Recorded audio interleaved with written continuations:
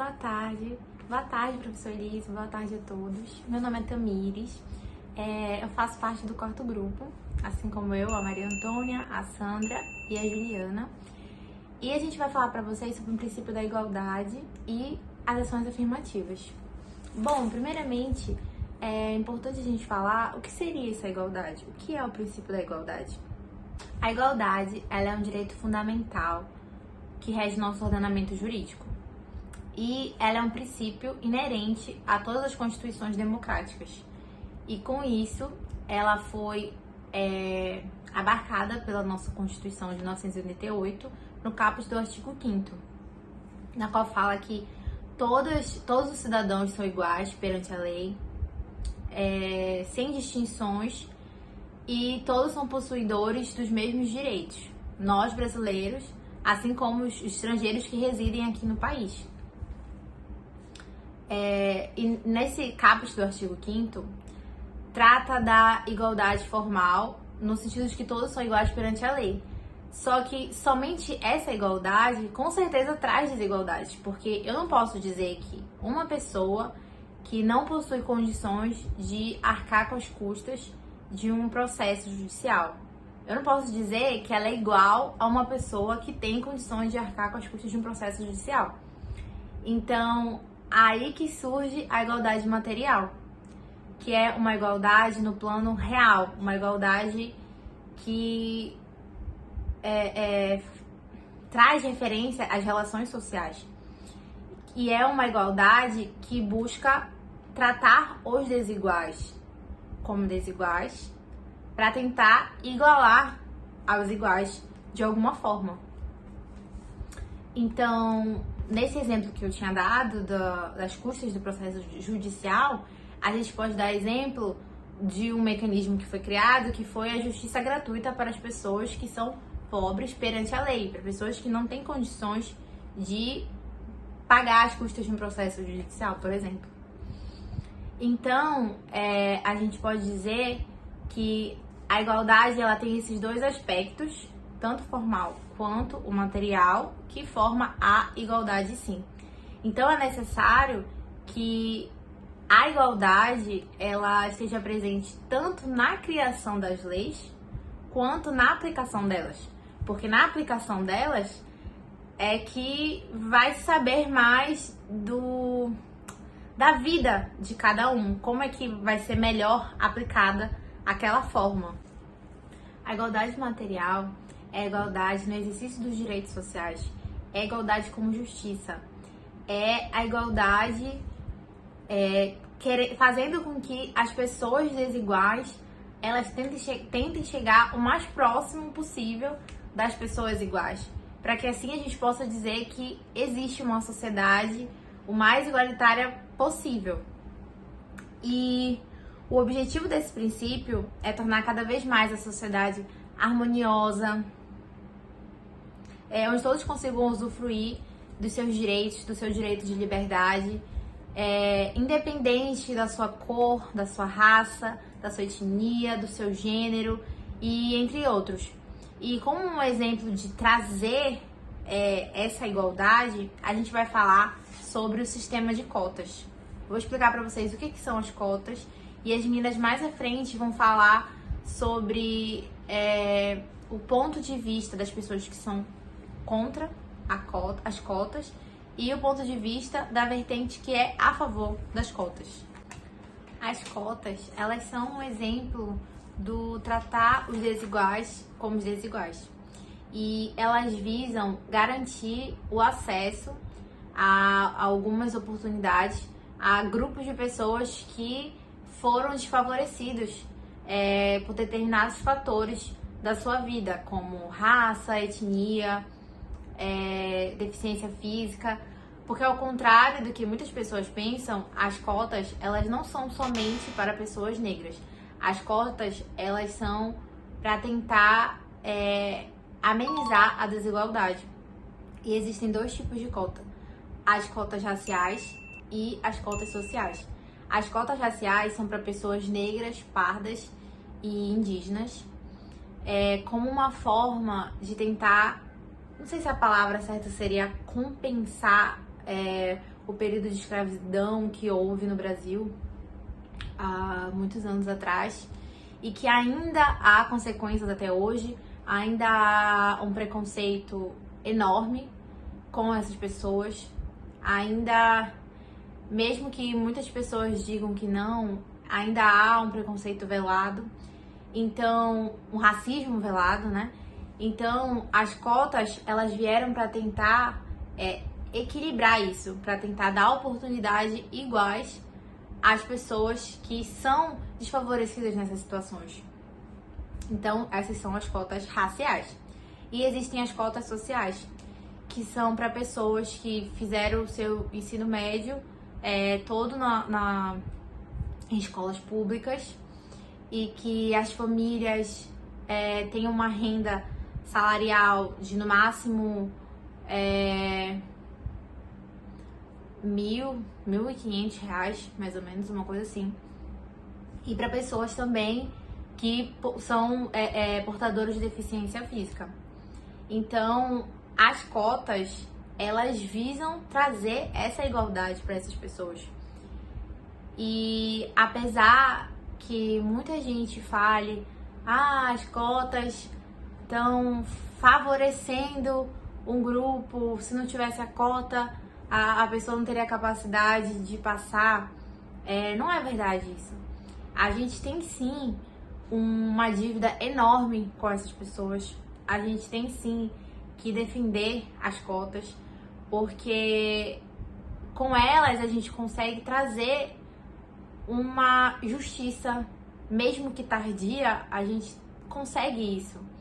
Então, as cotas, elas são ações afirmativas que são aplicadas em inúmeros países. O primeiro país que começou a aplicar cotas raciais foi os Estados Unidos na década de 60.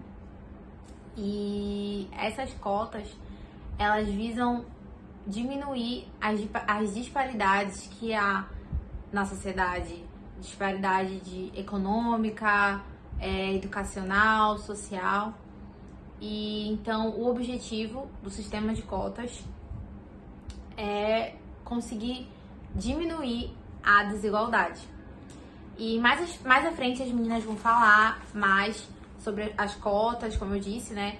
Sobre a vertente que é a favor, a vertente que é contra as cotas. Vão falar sobre a lei de cotas, que é a lei número 12.711 de 2012, se eu não me engano. E vou deixar vocês com a Sandra agora, falando sobre a vertente que é contra o sistema de cotas.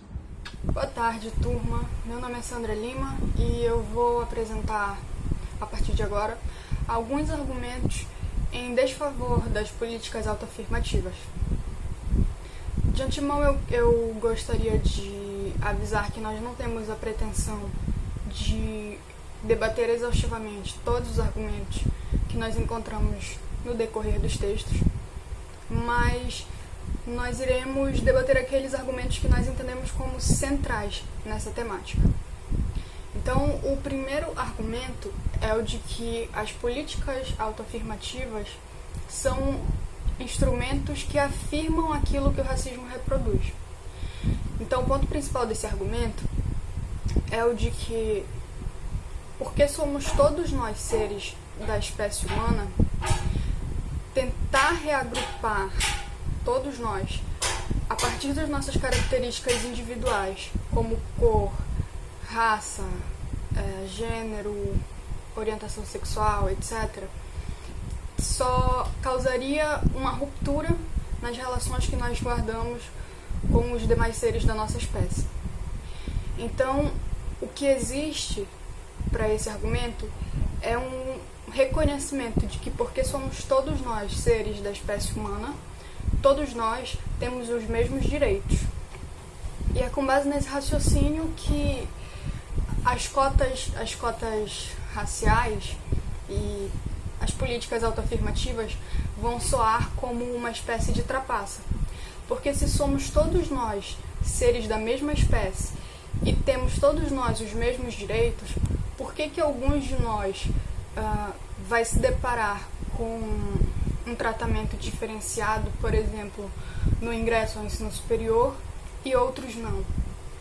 Então, para o grupo de pessoas que concorda com esse argumento, as cotas estariam afirmando a inferioridade de alguns grupos a partir das suas características individuais, e com essa afirmação de que nós somos diferentes e que nós devemos ser tratados diferentes, as cotas vão soar como uma trapaça, como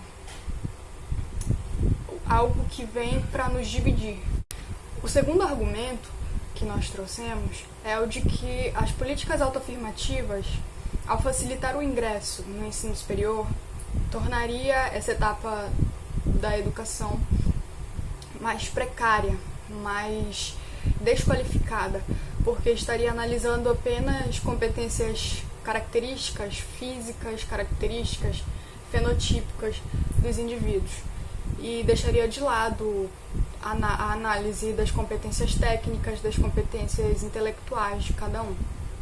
Então, para essa corrente, para as pessoas que se vinculam a esse pensamento, as cotas não são a forma mais correta ou a forma mais eficaz de combater os problemas que temos de ordem social, como a desigualdade social, como o racismo, dentre outros problemas.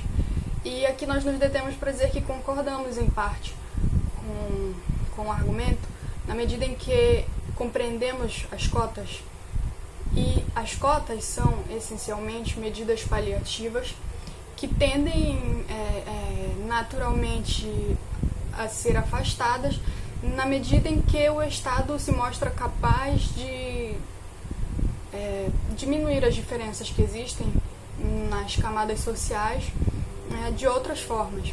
Então, por exemplo, uma educação básica pública de qualidade é um instrumento que a longo tempo melhoraria, diminuiria talvez as nossas diferenças sociais.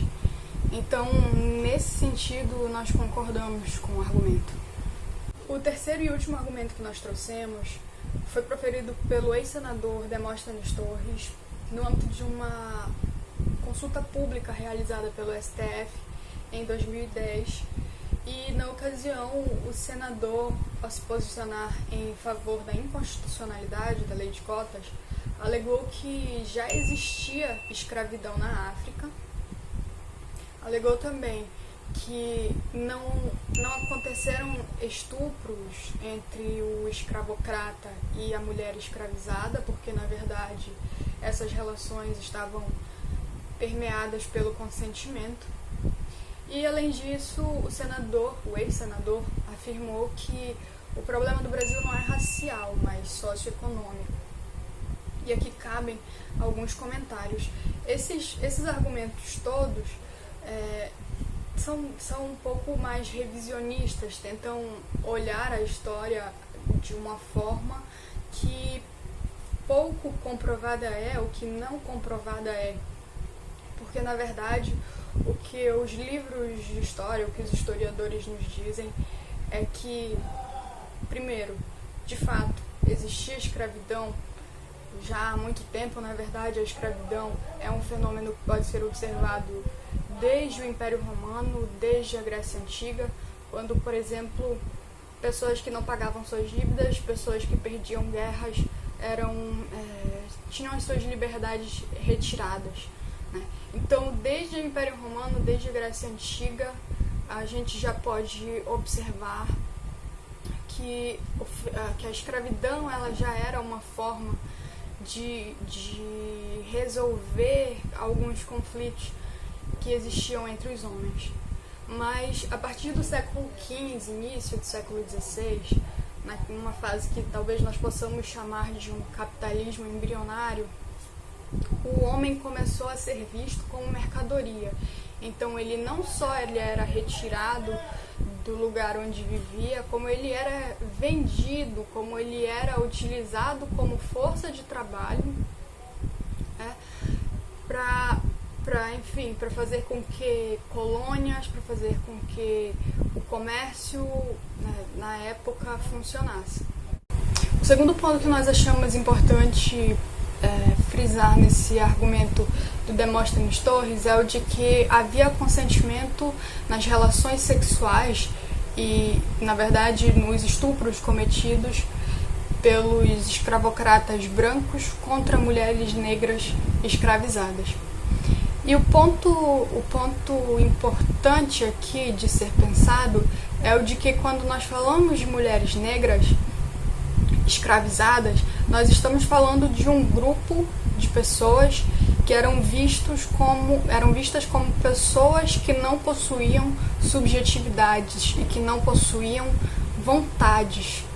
Então, não há como consentir uma relação sexual ou qualquer outra relação se você não tem sequer o direito de ter vontade, você sequer tem o direito de decidir.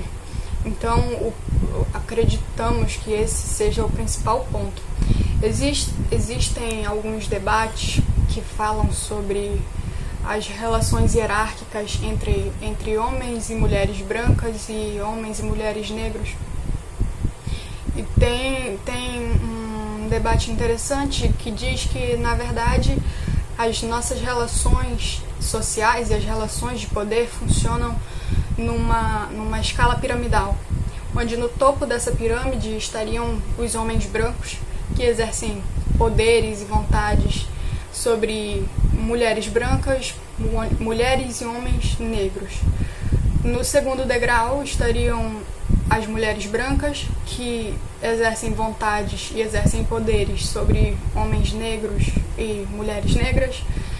No penúltimo degrau estariam os homens negros, que exercem poder sobre mulheres negras. E no último, as mulheres negras, que não exercem poder sobre ninguém. As mulheres negras seriam, portanto, a base da pirâmide.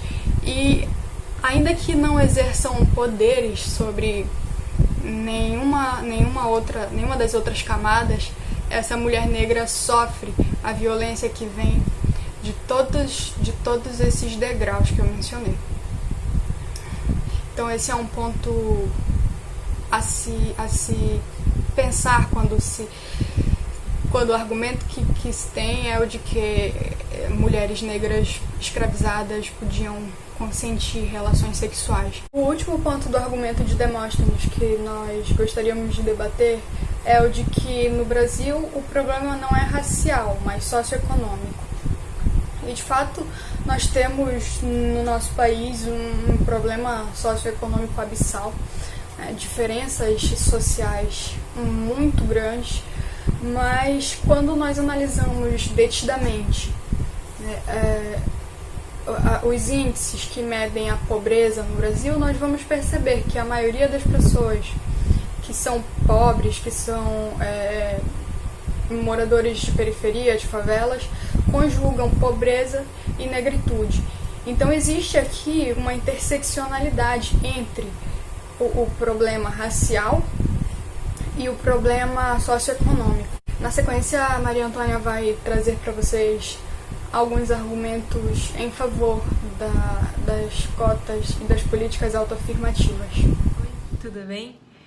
Meu nome é Maria Antônia e eu vou falar um pouco sobre os argumentos a favor das cotas. Em alguns dos textos contrários às cotas, foram apresentados alguns argumentos, como o fato de que elas serviriam para dividir o Brasil, ou então que elas significariam que nós não somos da mesma raça. Só que isso é distorcer a realidade, é ignorar totalmente as redes de opressões e de hierarquias que controlam a realidade brasileira. Exemplo disso é o que é apresentado no texto Entendo que é Racismo Ambiental pela perspectiva de 3 mulheres, que mostra como o Estado também pode se configurar como um agente opressor, como ele também escolhe quem é que vai viver uma vida com dignidade e quem é que vai viver uma vida miserável, quem é que vai ter saneamento básico e quem vai ter o lixo na beira da porta. Então, ignorar isso tudo, fechar os olhos, é continuar deixando essas pessoas à mercê da própria sorte, é continuar deixando que elas tenham seus direitos fundamentais cerceados. Ou seja, eles utilizam suas individualidades não de uma forma para segregar, mas sim para tentar nivelar esses indivíduos marginalizados ao grupo dominante. Outro argumento que foi apresentado é que a utilização de cotas para o ingresso em universidades provocaria mudanças negativas nas notas e que esses indivíduos que entraram por meio dessas ações afirmativas não conseguiriam acompanhar o restante que entrou pelas vias comuns. Porém, o estudo realizado pelo Grupo de Estudos Multidisciplinar das Ações Afirmativas, que apareceu no texto A Esperança Vem em Cotas, diz que isso não é verdade, assim, isso não se mostra na realidade, já que a diferença de notas entre os cotistas e não cotistas é mínima. Outro argumento que foi utilizado é que as cotas não poderiam ser utilizadas nos casos dos negros, porque, conforme o caput do artigo 5º da nossa Constituição da República, todos nós somos iguais, sem distinção de cor, raça, gênero, etc. Só que não se pode comparar a história do branco com a história do negro, já que em 520 anos de Brasil, 350 desses eles passaram a ser escravizados e somente 170 livres, sendo que após a abolição da escravatura não foi oferecido nenhum planejamento para a inserção desses indivíduos na sociedade. Ou seja, logo que eles foram soltos, eles foram marginalizados. Ou seja, esses indivíduos nunca estiveram em foco na sociedade brasileira. E quando participam, a sua função social é muitas vezes predeterminada pelo grupo dominante.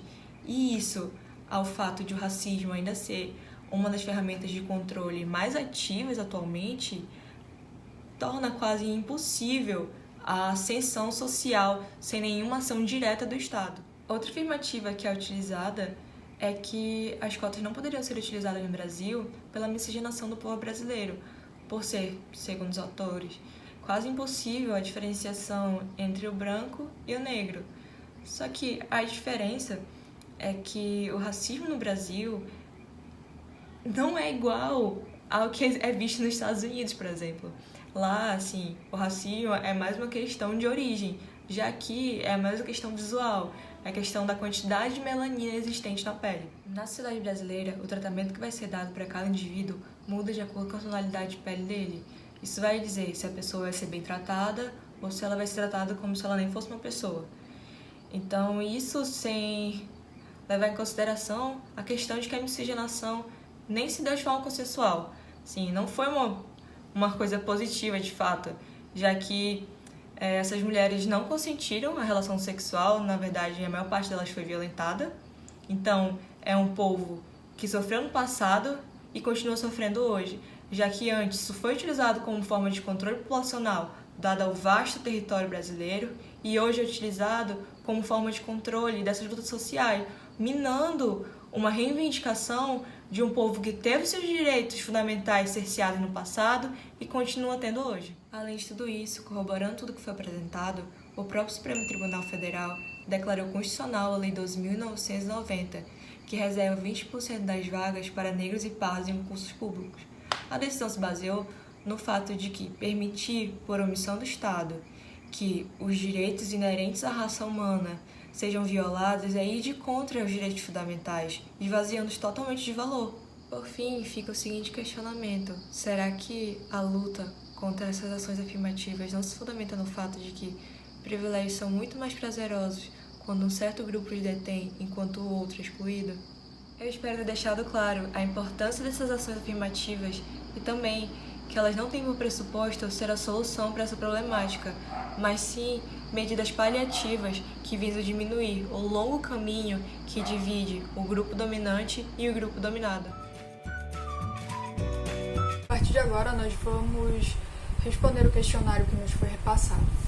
A primeira questão é: explique os fatos que fundamentam a ação declaratória de constitucionalidade 41. O primeiro fato passa pela admissão. A admissão de que, enquanto sociedade, nós, apesar de todos os esforços sociais e jurídicos, ainda enfrentamos problemas como a discriminação e a desigualdade social. Então, o primeiro fato é admitir que, apesar de todos os esforços estabelecidos na Constituição de 88, estabelecidos através de tratados internacionais nos quais o Brasil é signatário, apesar desses esforços, a nossa sociedade ainda convive com um abismo social, né, nos quais são criados hierarquias a partir de raça, a partir de classe, a partir de, enfim, diversas características individuais. O segundo fato é a materialização. Passada a admissão de que nós temos esses problemas de discriminação e de desigualdade social, nós passamos a tentativa de materializar todos os esforços que foram escritos na Constituição de 88 e nos tratados internacionais, de forma que esses direitos já consagrados possam ser verificados na prática. Então, a ADC 41, ao estabelecer 20% das vagas em concursos públicos para negros e pardos, é uma tentativa de materializar o direito à igualdade de acesso a uma vida estável, a uma vida profissional e financeira estável. Então, esses 20% de vagas que a Lei 12.990 estabelece para negros e pardos em concursos públicos no Brasil é uma tentativa de materializar os direitos consagrados na Constituição Federal e nos tratados internacionais para que nós possamos diminuir as desigualdades sociais e fornecer uma vida profissional e financeira estável para todas as pessoas, independente da cor, da pele, do gênero, etnia, etc. Então, em síntese, os fatos que fundamentam a ADC 41 seriam a tentativa de materializar os compromissos jurídicos firmados em âmbito nacional e internacional pelo Brasil, em tentativa de diminuir as desigualdades enfrentadas pela sociedade brasileira, principalmente as desigualdades percebidas por negros e pardos, e para que todos possamos ter as mesmas oportunidades de buscar pelo objetivo principal de todos os homens, que seria a busca pela felicidade. Oi, gente, boa tarde. Meu nome é Juliana Porto e eu vou tratar aqui com vocês sobre a segunda e a quinta pergunta realizadas no nosso grupo. Inicialmente eu vou falar sobre a segunda pergunta, aí depois minhas meninas responder a terceira e a quarta e posteriormente eu volto para responder a quinta. Bom, a segunda pergunta é a seguinte: qual a decisão final do STF acerca da ação? O grupo concorda? Justifique. Vamos lá. O STF julgou de maneira unânime a ação como procedente e declara que a Lei nº 12.990 de 2014 é inconstitucional. E o que isso quer dizer? O STF está falando pra gente que é constitucional a reserva de 20% das vagas oferecidas em concursos públicos serem ali para prover cargos públicos e cargos efetivos, seja da administração pública direta ou indireta. Quanto ao posicionamento do grupo acerca dessa decisão, nós concordamos sim com a decisão proferida pelo STF e nós achamos que políticas como essa são primordiais para que nós cheguemos ao tão ensinado conceito de igualdade, que no Brasil ainda está ali muito na lei, muito na igualdade formal e tal, mas na prática não está acontecendo não. Então a gente acredita que políticas como essa, de inserir pessoas menos favorecidas, podem sim gerar mais oportunidade e fazer com que essa igualdade se torne uma realidade. Oi, eu vou falar sobre a terceira questão, que é: define e conceitue o direito à igualdade, esclarecendo em que medida, com base nele, decorrerá o dever de tratamento igual e tratamento desigual. Em um primeiro momento, deve-se esclarecer que o direito à igualdade está previsto no caput do artigo 5º da nossa Constituição da República, que fala assim: todos são iguais perante a lei, sem distinção de qualquer natureza, garantindo-se aos brasileiros e aos estrangeiros residentes no país a inviolabilidade do direito à vida, à liberdade, à igualdade, à segurança e à propriedade. Ou seja, esse direito visa garantir que todas as pessoas possuam os mesmos direitos e oportunidades, sem que sexo, cor, gênero, cultura, classe social venham vir a ser entraves na trajetória dessas pessoas, cerceando tanto seus futuros quanto seus direitos. Entretanto, o direito à igualdade não pressupõe que as diferenças sejam excluídas, mas sim que haja um nivelamento de alcance, tanto de oportunidades quanto de objetivos. Sendo assim, Ignorar as diferenças é nada mais nada menos que promover a manutenção do status quo existente, é não tirar o direito à igualdade do papel, pois não se daria meios para alcançá-lo. Ou seja, a efetivação do direito à igualdade perpassa pelo tratamento desigual positivo, que é, com a análise dessas diferenças, uma tentativa de nivelamento do ponto de partida dos indivíduos. Um exemplo simples e prático disso é que existem 3 pessoas numa corrida e, em vez de todos estarem no mesmo ponto de partida, uma está à frente. Sim, por qualquer privilégio que ela tem, ela está na frente. O que é claramente injusto, já que todas deviam sair do mesmo ponto de partida para ser justo. Então, o direito ao tratamento desigual mora justamente nisso, né? Mora no observador que, ao notar essa injustiça, ele nivela-os, tornando de fato justo tanto a oportunidade quanto no alcance do objetivo, que é chegar no final da corrida. Agora eu vou falar sobre a 4ª questão, que fala assim: o que são as ações afirmativas e como elas se compatibilizam, se é que se compatibilizam, com o dever de não discriminação previsto no artigo 3º, inciso 4º da Constituição da República de 1988. Ações afirmativas são ações especiais que focam em determinados grupos, buscando impulsioná-los de alguma forma, buscando garantir que a todos seja dado o direito de alcançar quaisquer oportunidades. Sim, elas são dos maiores exemplos da decorrência do direito a tratamento desigual, advindo do direito à igualdade, que eu tratei na outra questão. É importante mencionar que elas são chamadas de afirmativas justamente porque elas são a expressão da busca do Estado pela concretização do direito à igualdade. Agora, tratando do artigo 3º, inciso 4º da Constituição da República, diz assim: promover o bem de todos, sem preconceito de origem, raça, sexo, cor, idade e quaisquer outras formas de discriminação. Então, explanando esse assunto, se ele visa coibir todas as formas de discriminação, a resposta é não. Depende do tipo de discriminação. A Constituição da República visa coibir todas as discriminações que são exacerbadas, desarrazoadas, todas que visam marginalizar indivíduos. Até porque o tratamento desigual é um preceito para a efetivação do direito à igualdade. Isso se prova porque, conforme a autora Natália Masson, o que se veda são as diferenciações arbitrárias, as discriminações absurdas, pois o tratamento desigual dos casos desiguais, na medida em que se desigualam, é a exigência tradicional do próprio conceito de justiça. Sendo assim, as próprias ações afirmativas promovem a discriminação, mas a discriminação positiva, que é o uso dessas diferenças, dessas individualidades presentes na sociedade brasileira para promover o nivelamento dos indivíduos. Ou seja, assim, elas não buscam a erradicação de todo tipo de discriminação.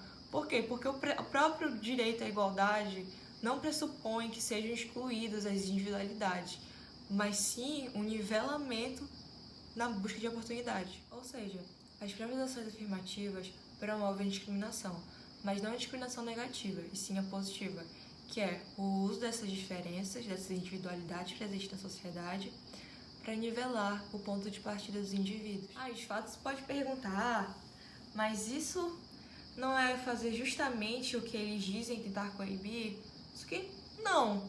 Sim, o tratamento desigual, ele advém justamente do direito à igualdade. Não há como concretizar a igualdade fechando os olhos para a realidade social, fechando os olhos para as desigualdades monetárias, as desigualdades em questão de gênero, racismo. Não tem como promover a igualdade de fato sem que todas essas questões sejam analisadas, porque senão vai ter só manutenção. O grupo historicamente dominante vai continuar dominante e o grupo excluído vai continuar excluído. Sendo assim, o simples reconhecimento dos direitos não basta para que a realidade das pessoas mudem. Por fim, fazendo arremate de tudo que eu disse, as ações afirmativas não se compatibilizam com a busca pela erradicação de todas as formas de discriminação, já que elas próprias praticam a discriminação positiva, né? Sim, praticam e devem praticar, conforme o direito ao tratamento desigual do direito à igualdade. Bom, e a 5ª pergunta é a seguinte: relacione todas as diversas matérias jornalísticas disponibilizadas para leitura aos seminaristas, usando a igualdade como fundamento. A igualdade, ela é classificada ali por Caravasak como um direito de segunda geração ou segunda dimensão, dessas denominações diferentes. E ela ganha força através de tratados internacionais, como a Declaração Universal dos Direitos do Homem e do Cidadão, ali no contexto pós-Segunda Guerra.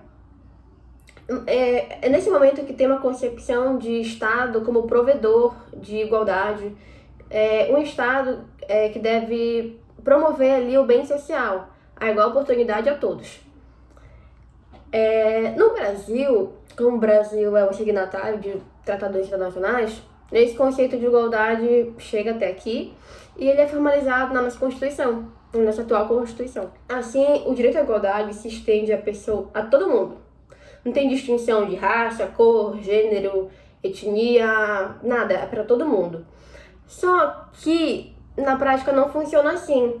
Na prática, esse conceito de igualdade na lei, igualdade formal, é insuficiente, porque ele não considera as peculiaridades das pessoas. Ele considera todo mundo como num grupo só, e não é o que acontece na prática. Então, com o tempo, a gente vai percebendo que o conceito de igualdade formal, ele é insuficiente. Ele não vai abranger ali todo mundo que a gente precisa abranger. E atualmente, os impactos dessa omissão na igualdade são facilmente visíveis. A gente pode perceber fortemente em dois ambientes que até os textos falam bastante sobre, que é sobre o ambiente político e as faculdades. No ambiente político, os textos trazem um exemplo que eu achei que me chamou a atenção, assim, porque eu não sabia de fato, que fala que na Assembleia Legislativa, 94 parlamentares, que é o total de parlamentares que nós temos, apenas 4 são negros. E eu fiquei tipo, gente, a maioria da população é negra, se autodeclara negra. Então, atualmente, a gente tem uma maioria branca reconhecendo e decidindo pautas sobre uma minoria negra. Então, é algo que eu nem consigo, assim, imaginar tanto como uma maioria vai saber o que a minoria precisa, sendo que a maioria não está precisando daquilo. Enfim.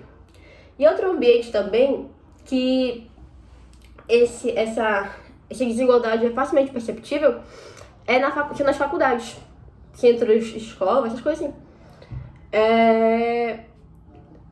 Na USP, deixa eu só conferir aqui, quantos são o número de professores da USP? 5.434 professores na USP. Você sabe quantos deles são negros? Mais de 5.000? 40. Na verdade, menos de 40. Então, assim, são números que, para algumas pessoas, são só números, mas são realidade. E para isso, surgem as políticas afirmativas, surgem as cotas, com o intuito de gerar oportunidades, tanto para os professores quanto para os alunos também, porque não são só os professores que passam por isso. Então, assim, teve uma lei, cadê o número da lei? Lei número...